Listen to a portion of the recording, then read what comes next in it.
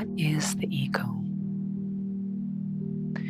The ego is the furthest projection of reality.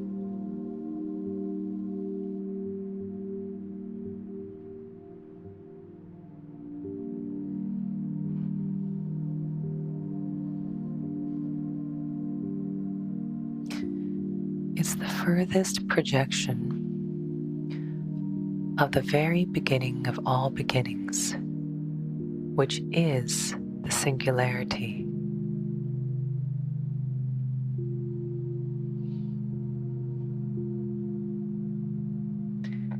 The singularity preceded everything. In the beginning, there was nothing. There was nothing, and there was nowhere, and there was no time, and there was no thing, and there was no me. Completely nothing was the beginning of everything.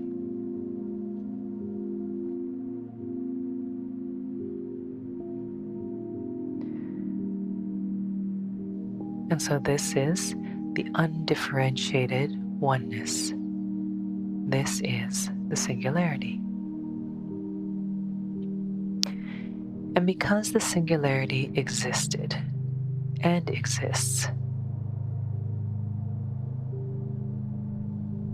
from it was born everything that is. All that is. So here I will present a simple, clear, and real cosmological map. It's a map of how things began and a map of why the spiritual journey is and how the awakened ego finds its way back home.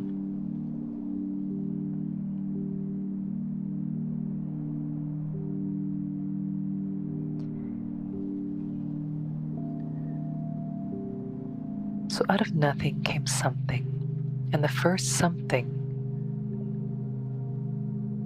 was me. Presence with a sense of self was created.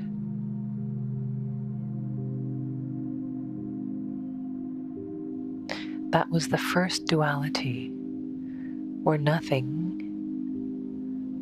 was suddenly alongside something.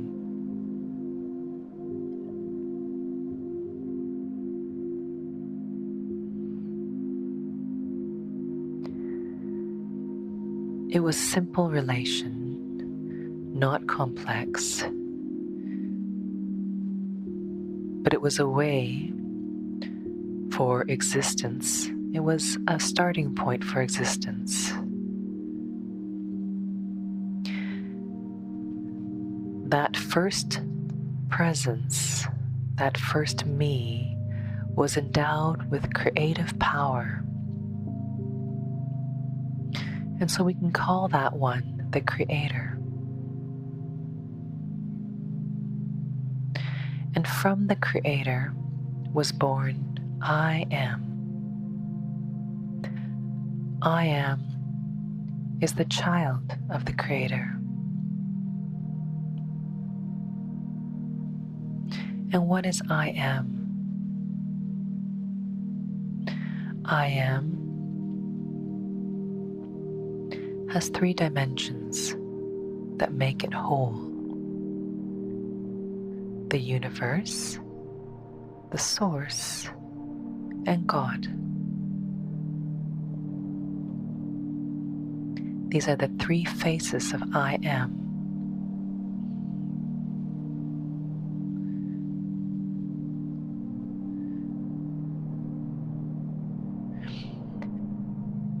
The Creator itself is a large presence. It's the the largest presence, but it's fundamentally empty. All it has is me and the creative power of me. I am, and its aspects are fundamentally empty as well. I am would be considered another me, another great presence with a sense of self, and yet the self is empty. When we say empty, we mean empty of content.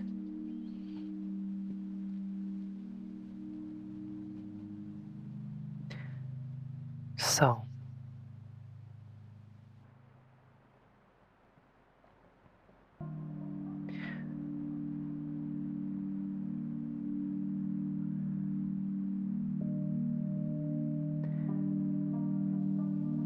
who is there?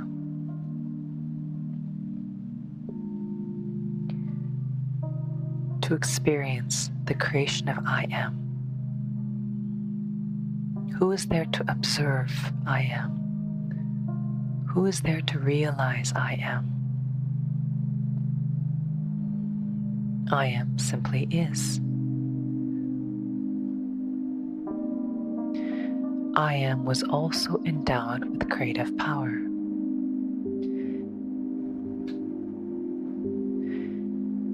So with that creative power,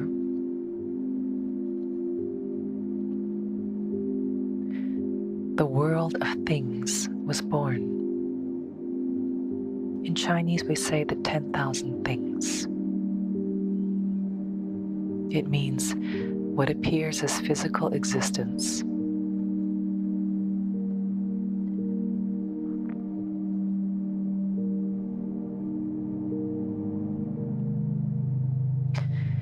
And alongside this world of things, countless me's were born.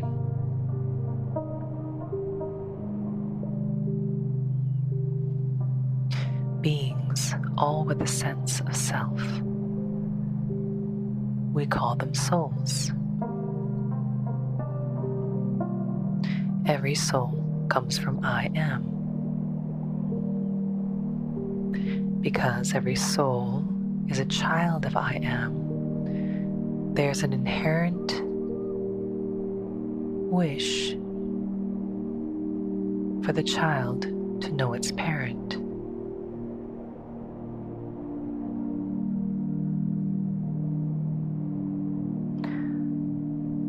So the soul is the part, and I am is the whole.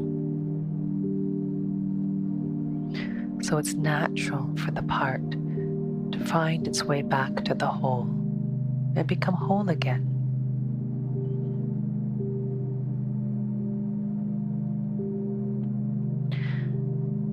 But was it enough?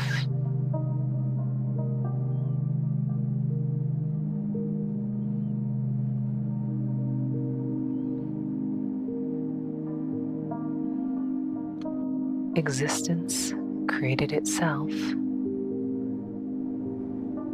to experience itself.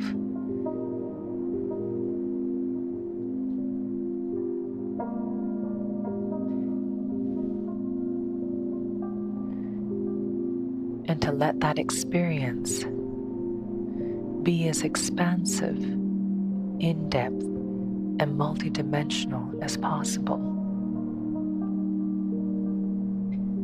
But yet the soul itself is also empty. It is made of the same substance as I am. It is empty, is pure, is transparent, and it's love.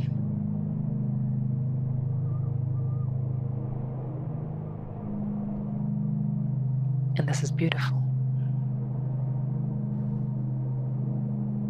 And yet this was not yet the furthest reaches of what a journey back home could be.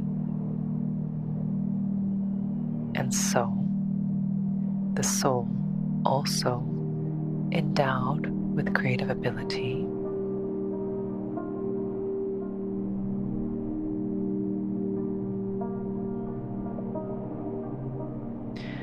was able to then project itself into form.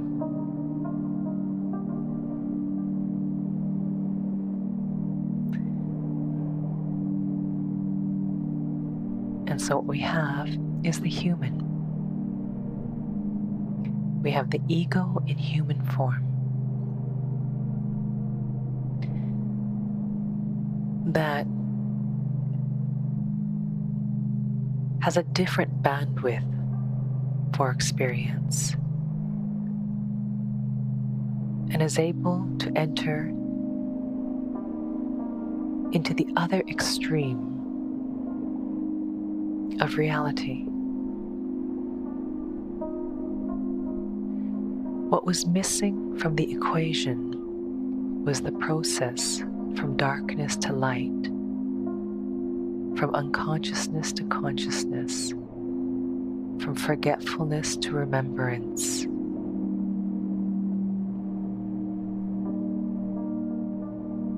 From the loss of love to the realization of love.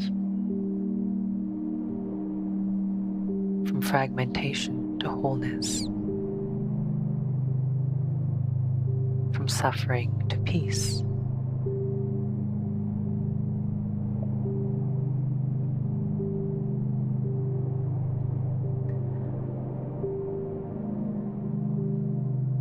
This was only possible with the creation of the ego.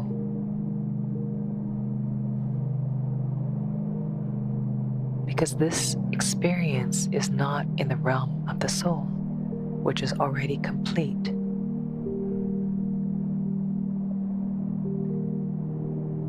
And so what was created was the sense of me, which the soul is, but the sense of me disconnected from truth.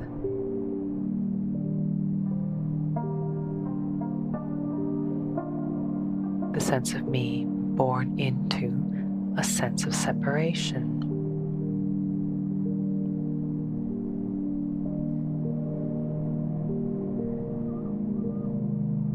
And this seemed to be the furthest point of creation and of the creating,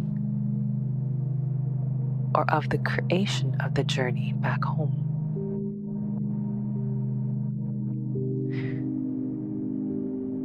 To go from darkness to light, and then light to greater light.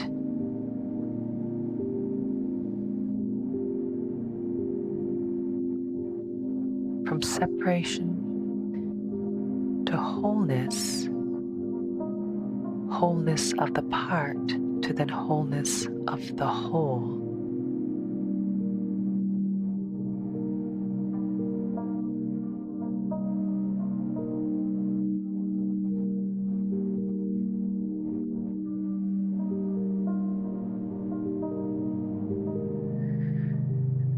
So, when the spiritual seeker is born, it has a sense that it comes from a source that it's connected to, but is still somehow estranged from. There's a sense of wanting to go back home.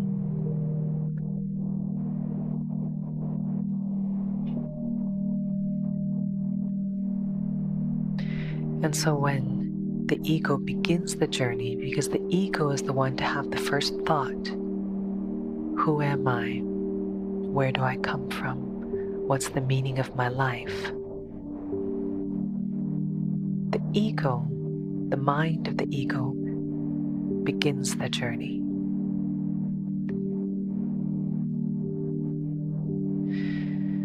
Of finding its way back.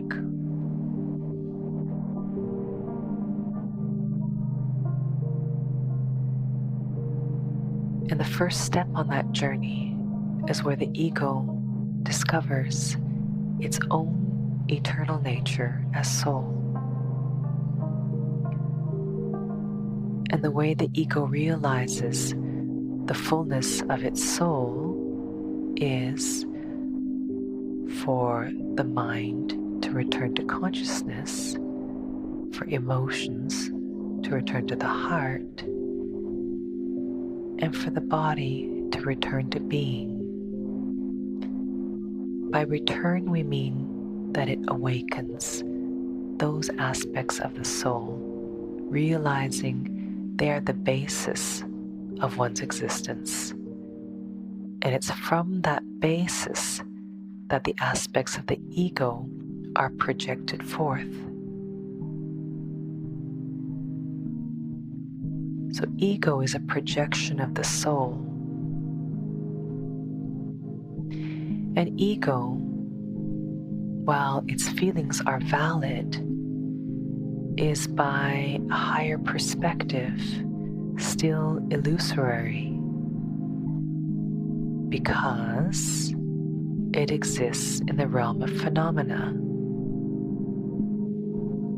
And the nature of phenomena is that it's changing and that it arises and it dissolves. But this which is what we say real, which we define as everlasting, is empty and changeless. And this is the soul.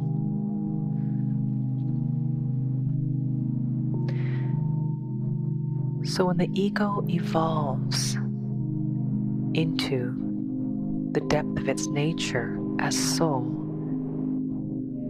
then it's found who it truly is, the true me, and finds rest there.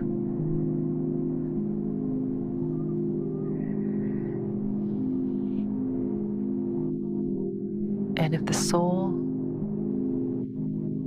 then continues to find her way back to her source, then the soul returns to I am.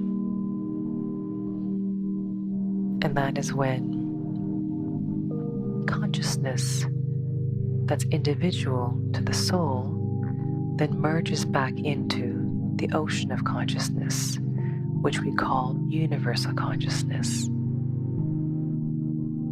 And that's when the being of the soul goes beyond itself to merge with the ocean of being, or the ocean of existence. And that's when the heart also returns to I am and discovers God, becoming one with God, and eventually becoming the heart of God within itself, realizing her divine nature. So when the three dimensions of the soul return to the three dimensions of I am is realized in full. And when this occurs, we call this enlightenment.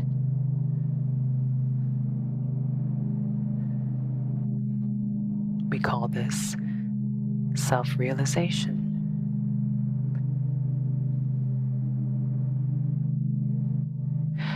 When the soul awakens, it comes to know the truth of what it is, of who it is.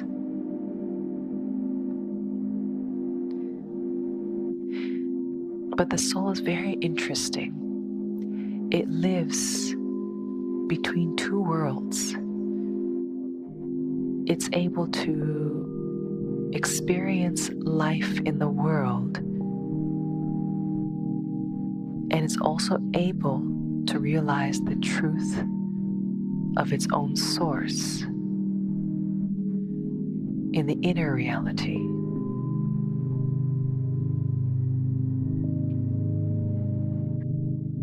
If the soul is forgotten, then only the ego remains and lives in the world. If the ego remembers, it becomes the soul, and the soul begins its journey. And when it realizes who it is and awakens its aspects, consciousness, being, and heart, the soul awakens. So awakening is the first part of its spiritual journey. But the second part of the spiritual journey is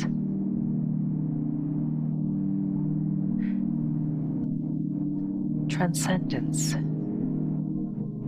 It's the ability to go beyond yourself into deeper, greater reality.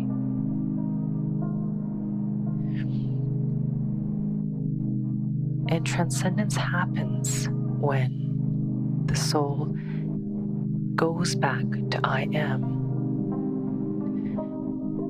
Universal consciousness exists in a realm greater than the world.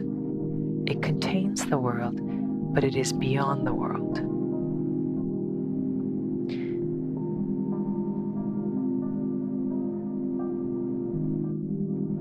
God can connect to this world and come through this world, but is also beyond this world, earth dimension.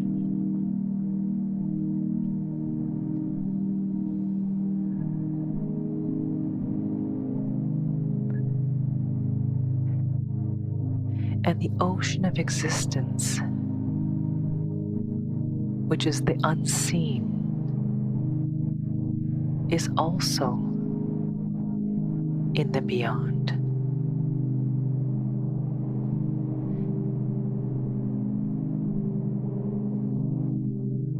So they are of a different dimension, a greater, vaster dimension. So that when the soul goes beyond awakening and continues its journey of evolution, it then liberates back into its source, and its source is beyond the earthly here.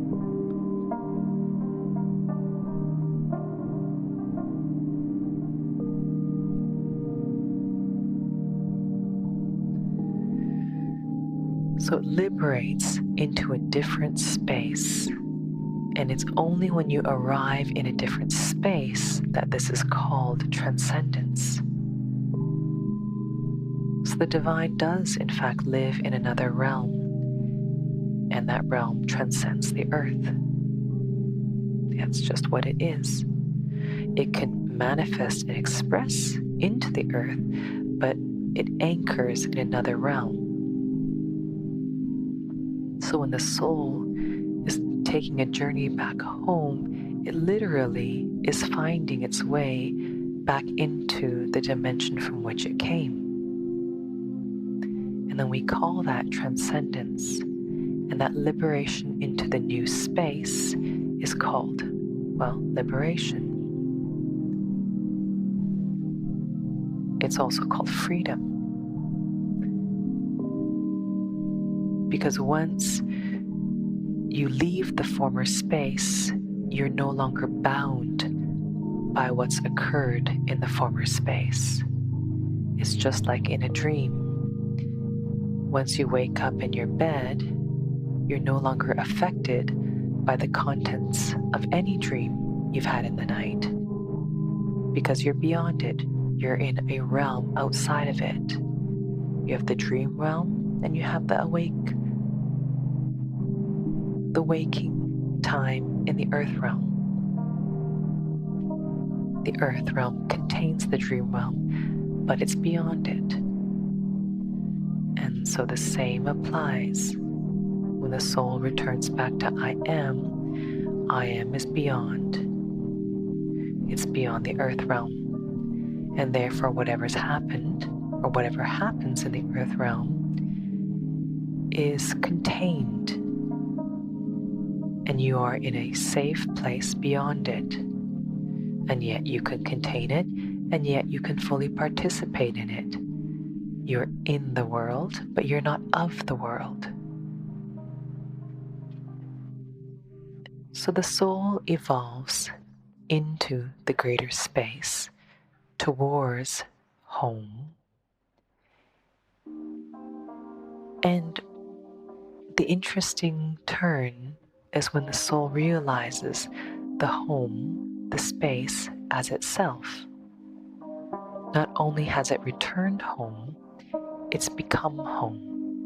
So not only does the individual consciousness return to universal consciousness as though it's abiding in it, it becomes universal consciousness. Individual being becomes the ocean of existence. And the spiritual heart becomes the heart of the divine, which is vast.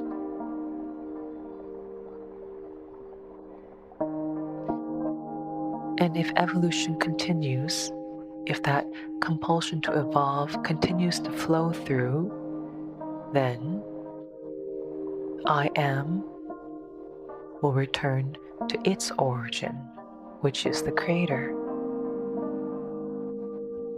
And when that happens, then consciousness opens up to its furthest extent. This is the final frontier of me.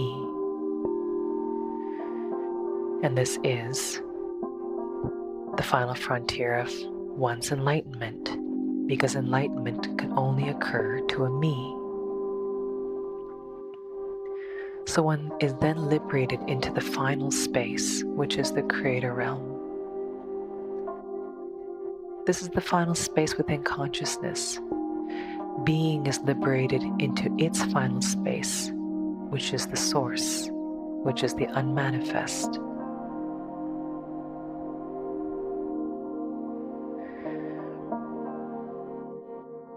So me is that sense of self that evolves on the path.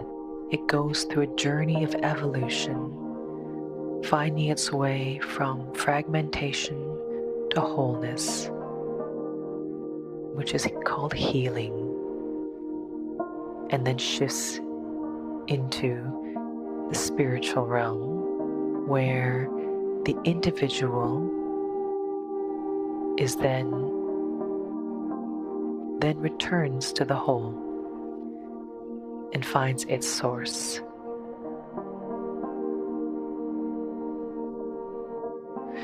So the first freedom is the healing that occurs from darkness to light, from suffering to peace, and which occurs to the human. And when the human evolves into the soul's journey of evolution is to go from its own separation as a part and return back to the whole. And the first whole is I am, and then the greater whole is the Creator. And so on that journey, that sense of me becomes greater and greater, holds a larger and larger space, knowing itself to be much more than it thought it was.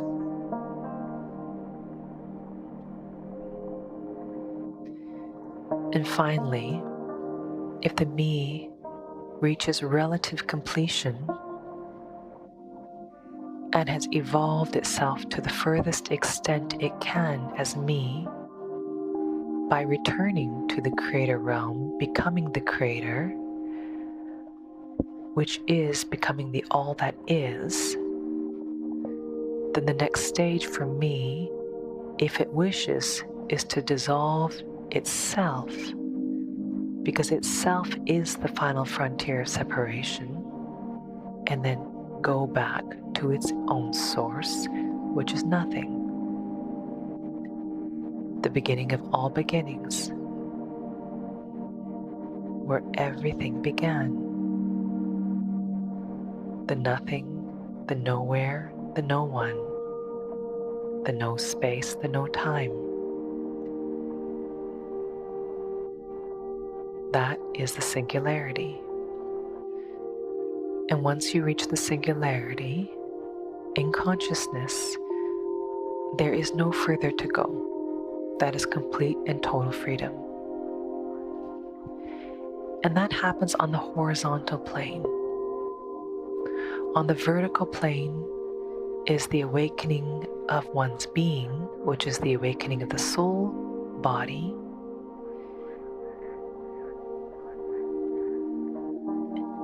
After which it awakens to the ocean of existence, which happens in the realm of presence.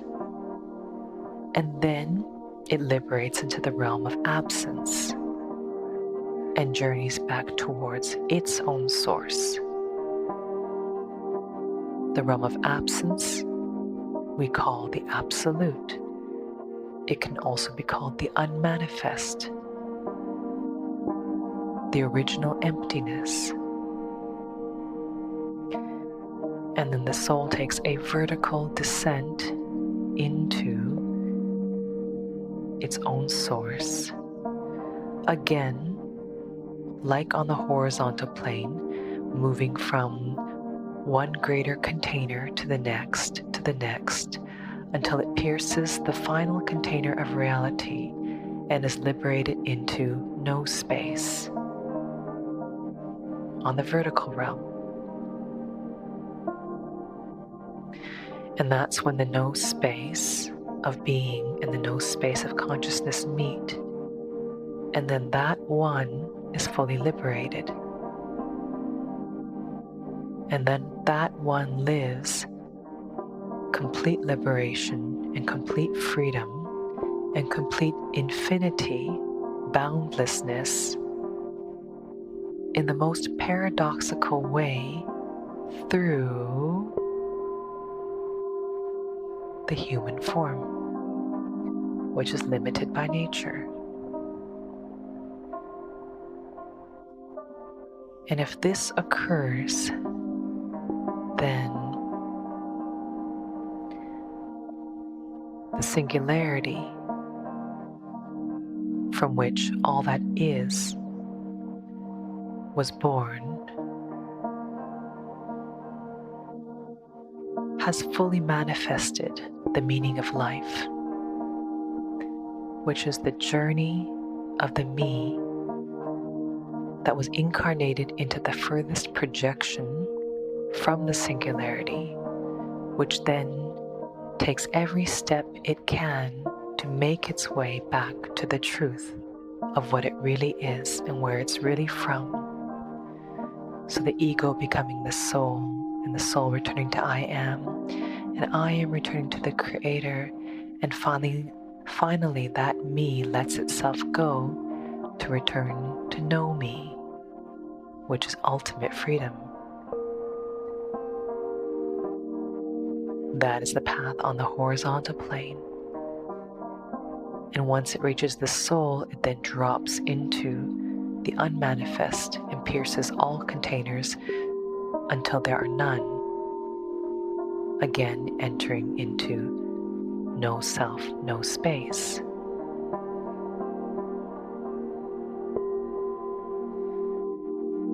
So the complete state of freedom is where there are no containers and no frames and no boundaries. And consciousness reaches that space, and so does being. And what makes it all worthwhile is the heart, because the heart is the center of love. And love flows into the container that it's given. And so when you are the ego, then the heart exists in your chest as a center. But when you become the soul, love from your center fills the space of your soul.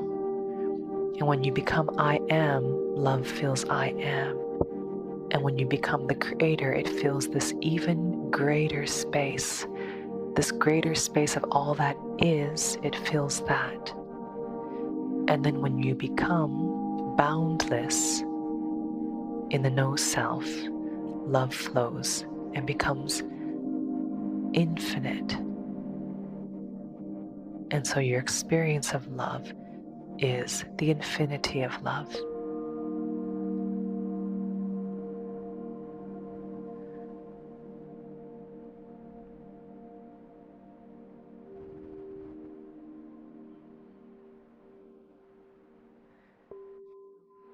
And so I give this discourse not as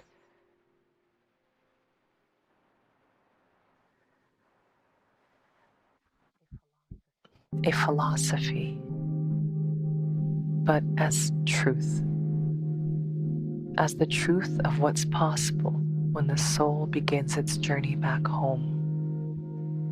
That if it has a map of reality and it has a way, then it can journey back to the complete freedom from which it came.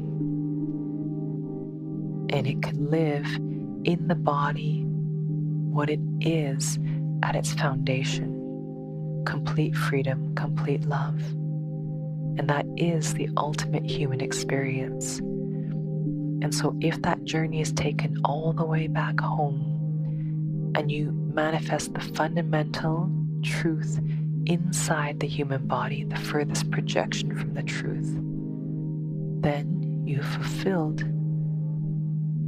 the meaning of life, the meaning for your incarnation. The Creator celebrates when one of its me's that was created from love is able to return back to itself and undergo the entire journey back home.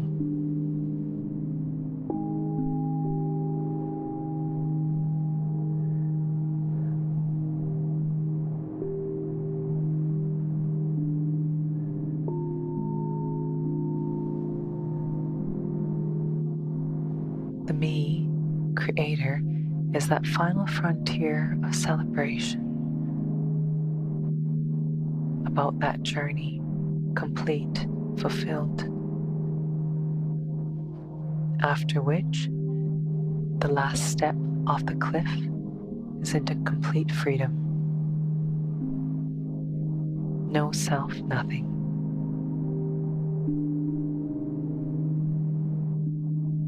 So we can say that no self in reaching that is the ultimate, because there's no freedom beyond that.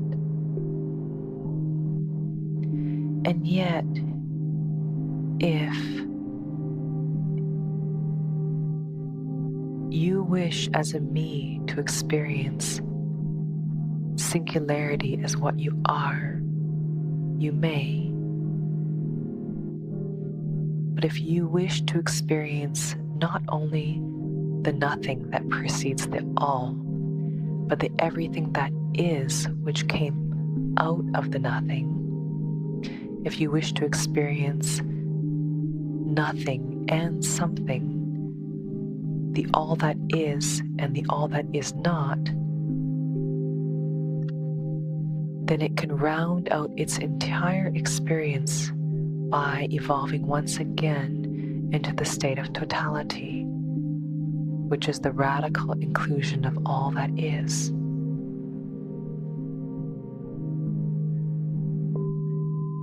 It is the state of both me and not me,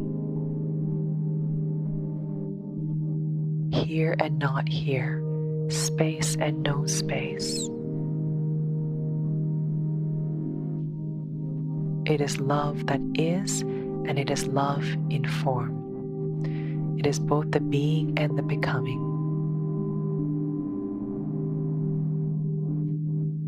The most beautiful thing about human life is that this journey is there of realization, and that path of realization makes the arrival at the top of the mountain so much more valuable and meaningful because of the journey you had to take to get there.